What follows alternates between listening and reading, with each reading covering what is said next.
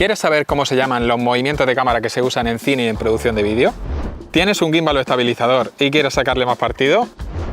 Entonces este vídeo es para ti. ¡Empezamos!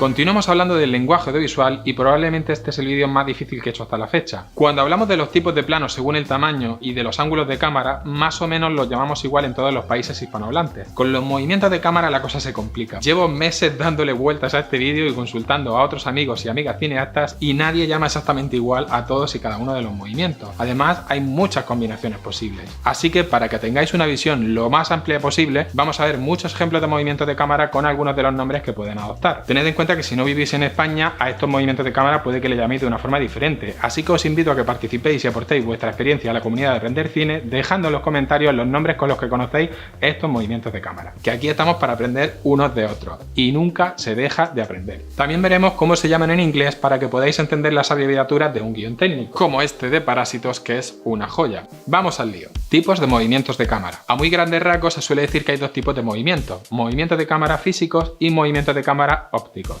Como podéis ver, el resultado es muy distinto si movemos la cámara físicamente hacia adelante, así lo hacemos haciendo zoom sin desplazar la cámara, que sería un movimiento óptico. Luego hablaremos en profundidad de los movimientos ópticos y veremos algunos usos que podemos darle. Pero vamos primero con los movimientos de cámara físicos, porque los hay de muchos tipos y el que acabamos de ver es solo uno de ellos. Movimientos de cámara físicos. Cuando hablamos de movimientos de cámara físicos, también los hay de dos tipos, los que tienen desplazamiento de la cámara sobre su propio eje y los que no. Yo lo voy a hacer con un gimbal para que lo veáis en acción de una forma más clara.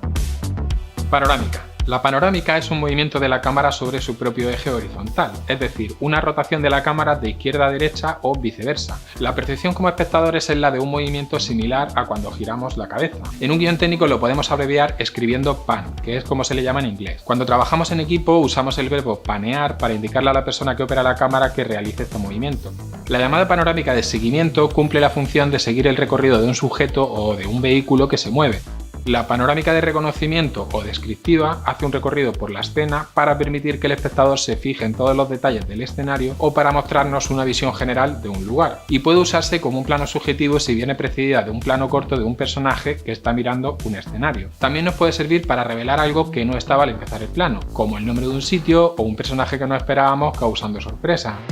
Barrido.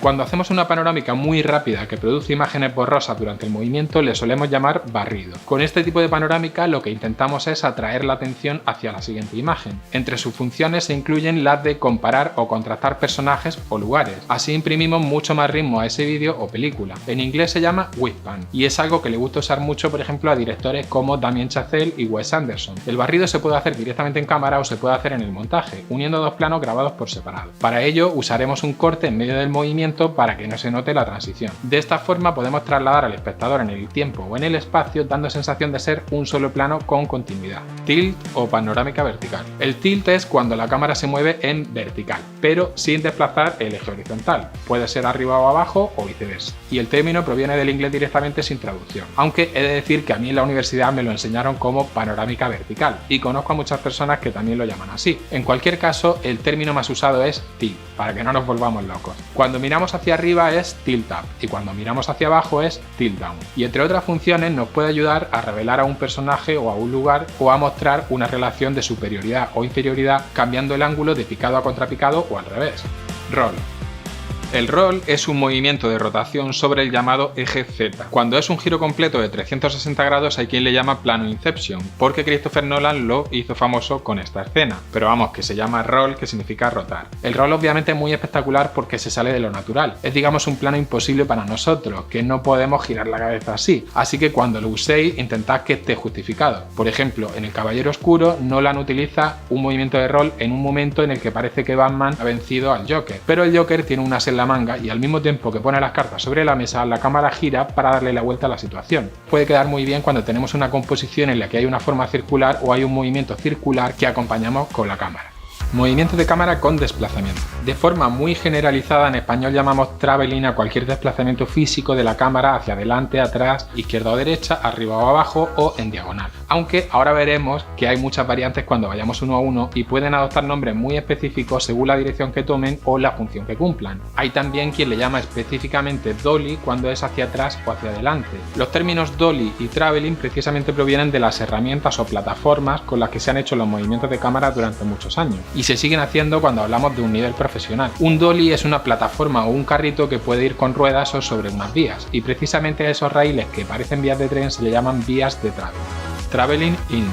Si el movimiento de la cámara es hacia adelante, se suele llamar traveling in, dolly in, traveling de acercamiento o traveling hacia adelante. En inglés se le llama push in, que significa empujar hacia adentro. Este movimiento nos ayuda a sumergirnos en un sitio. También puede acercar al espectador hacia un personaje para enfatizar un momento de revelación, una emoción, una frase que vaya a decir o algo que esté a punto de hacer. Y por ejemplo, si lo hacemos de forma lenta y sutil, puede acercarnos al conflicto de un personaje. Pero también podríamos usarlo para crear tensión acercándonos a un teléfono sonando, una puerta que está a punto de abrirse, y también puede revelar información que no se ve en un plano más general o para dirigir la atención hacia un detalle específico. Traveling out. El movimiento inverso sería el traveling out o dolly out o traveling de alejamiento o hacia atrás. En inglés se le llama pull out, que significa salir o extraer. Normalmente produce el efecto contrario, es decir, distanciamiento, por lo que puede tener una connotación de desconexión de los personajes o de ese entorno. Pero no siempre, porque también podemos empezar con un plano de detalle y revelar poco a poco el escenario pasando a un plano más amplio. E incluso se podría usar para revelar a un personaje con una sensación más envolvente que la de una panorámica o un tilt. Y en un plano general se puede usar para cerrar la historia o para mostrar la fragilidad de un personaje haciéndolo más vulnerable.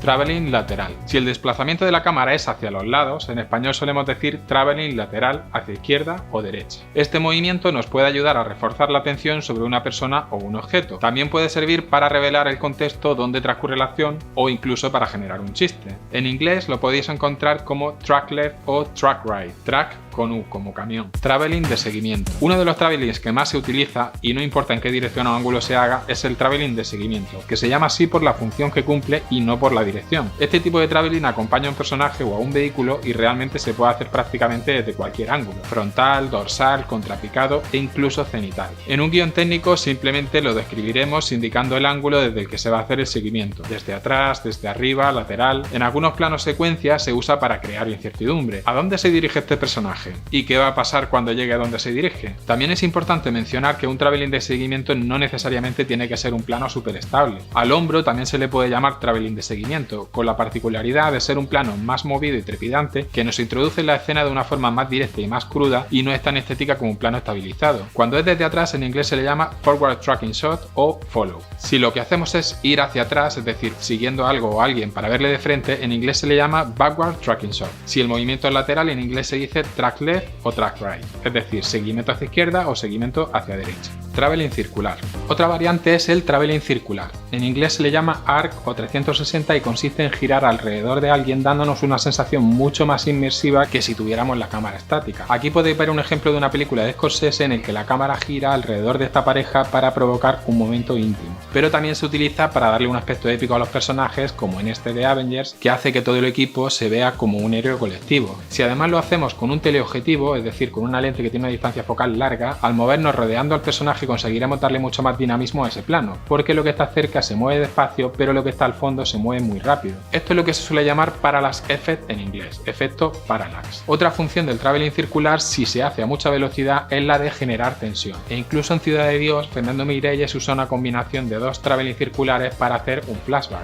Traveling vertical. Este es uno de los movimientos de cámara que más nombres puede adoptar en función de la fuente que consultéis. A mí me lo enseñaron como traveling vertical hacia arriba o hacia abajo, y así es como lo he oído siempre en rodajes. Y en inglés se llama boom up o boom down, aunque también lo podéis encontrar como pedestal. E incluso podéis encontrarlo como crane up o crane down, que significa grúa hacia arriba o hacia abajo, como por ejemplo el plano con el que empieza la película Parásitos. Este tipo de planos nos pueden servir para revelar algo que no vemos al principio del plano, para tener una vista más amplia del lugar o para cerrar una historia, como hacen muchas películas. Pero también nos puede servir para seguir a un personaje que está descendiendo o subiendo en altura, como por ejemplo en La chaqueta metálica.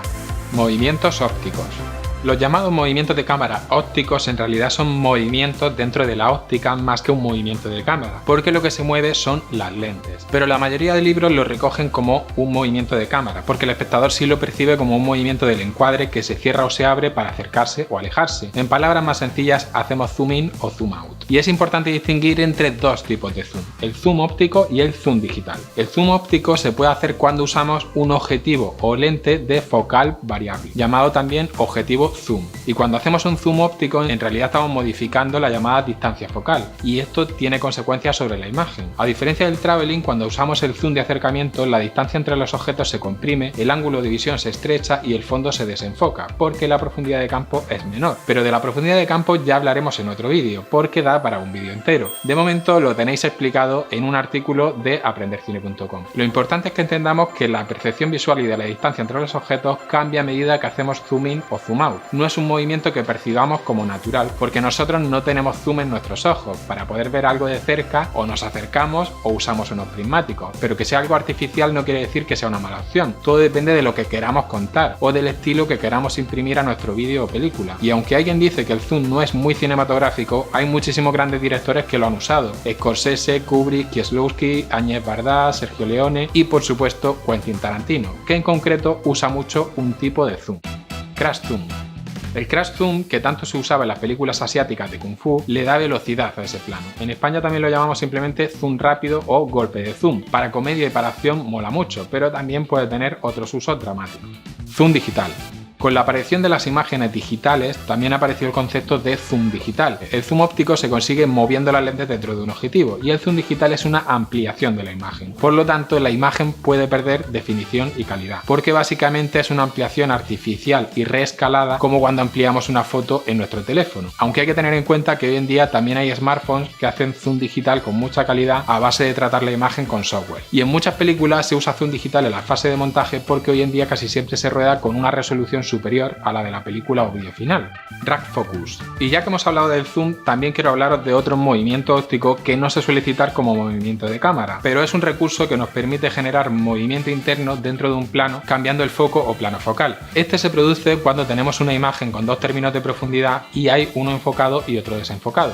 Este movimiento tiene una capacidad narrativa visual muy importante, ya que nos permite dirigir la mirada del espectador dentro del encuadre. Viéndolo así, ¿tú qué dices? Si el zoom es un movimiento de cámara, ¿no debería serlo también el drag focus? Traveling zoom o dolly zoom. El traveling zoom o dolly zoom, que también se le llama retro zoom, traveling compensado o zoom paraláctico, es una combinación de movimiento dolly y zoom para lograr un efecto óptico. Hitchcock lo utilizó de forma magistral en su película Vértigo y hoy en día se utiliza mucho tanto en cine como en televisión. Consiste en mantener el tamaño del plano de la persona que estamos filmando, pero el fondo cambia comprimiéndose o alejándose. Y para realizarlo tendríamos que hacer zoom in al mismo tiempo que hacemos un traveling out o al revés. Lo has podido ver en películas como Tiburón de Steven Spielberg o El Señor de los Anillos de Peter Jackson.